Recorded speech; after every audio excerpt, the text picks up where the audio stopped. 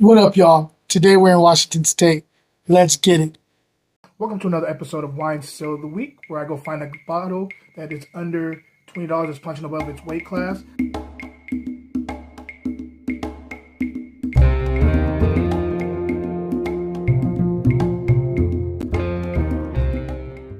Hey, what up, y'all? So happy to have you here for another Friday. It is Wine Still of the Week, and I have a really good bottle to go over with you today. I hope it works. I hope it's a good one. I hope it's a Still of the Week. We'll see. I've not had this before. Well, maybe I've had it a couple vintages ago, but I haven't had this vintage at all. So we will see how it's tasting. Before I get into that, though, if you get a chance, go check out my Wine of the Week Calabash video. I drop a weekly video for Calabash Restaurant in Oakland about what I consider the Wine of the Week. So go check that out when you get a chance. Also, every Thursday, come and join me at Calabash for some world-class food. Great conversation, and of course, the wine to go along with the whole thing and to set the ambiance. So with that being said, I feel like I want to get into the wine pretty fast today. I just feel like let's tackle this as soon as possible. So let's do it. Today we're in Washington State. We're talking about the XYZ 2018 Cabernet Sauvignon. This is actually saying out of Quincy, Mattawa and Quincy, Washington. So actually Milbrandt Vineyards. Okay, Milbrandt is a I got a chance to try a lot of their wines when I was out there in Washington State, and I really like their wines. They make outstanding wines, so this is cool. This is coming from them. I'm excited to try this out. On the nose, first thing that jumps out of the glass at me is black cherry and coffee grounds. I'm getting some black plum here.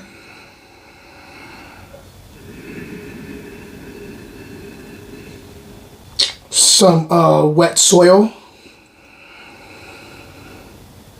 A little bit of cassis here. Some high cacao chocolates, so like in the 65 and above, 60. No, let's say 70 cacao here. And a bit of cinnamon. Let me go ahead and taste and see if everything's translating to the palate.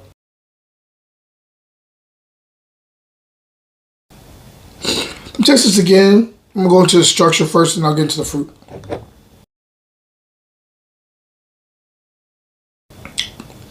Alright, so structure-wise, tannins are very round and approachable, very supple, juicy tannins here.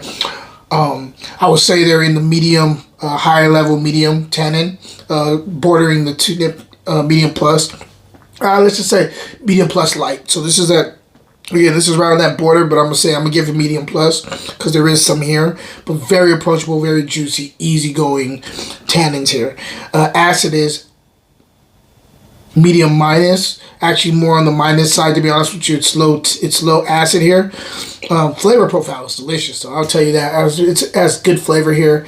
Some juicy fruit up front. Let me go ahead and taste a little bit more. So, again, this is a very approachable Cabernet Sauvignon, in my opinion. I'm going to call this medium plus bodied wine. I'm going to say up front, you get that kind of black cherry, black plum thing. They kind of go hand in hand. They're doing the tango down my palate up front. As it gets into the second quarter, you get a little bit of a cassis kick there, like a little bit of cassis rears his head. And then in the third quarter, there's some other things going on there. You get a little bit of a cinnamon thing. You're getting like this kind of green herbal thing. The coffee grounds are there more in the third to fourth quarter. The finish is long. Does get a little on its initial approach. Well, hold on, let me check some out. There's a little bit of a dip between the second and fourth quarter, the third and fourth quarter, but it's not really, unless you're looking for it, you don't really notice it. I really like this wine. This is a very well balanced 14 alcohol, which is good for Cabernet nowadays. 14 alcohol, but very well balanced. Everything is doing what it needs to do. Good mouthfeel, great texture here.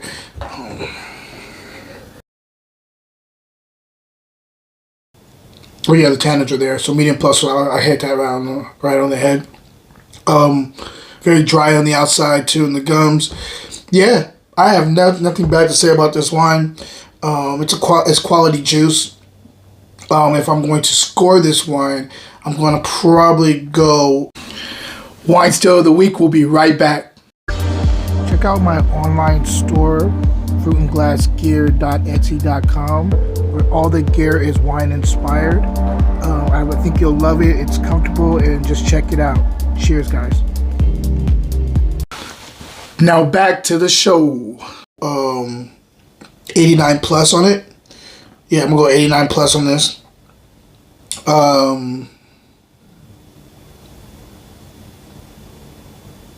There's something here, and it's driving me crazy. So give me a second. Let me see if I can pinpoint it.